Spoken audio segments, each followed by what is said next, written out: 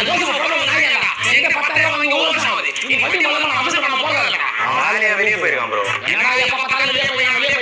அன்னைக்கு அதிக பேர் கூட பிச்சை மாட்டேங்கடா ப்ரோ உண்மையிலே ஆளே வெளிய போயிருக்கான் ப்ரோ டேய் அவன் என்ன எவ்வளவு சொல்றா நீ எவ்வளவு ஆனே டேய் ஜோசப் என்னடா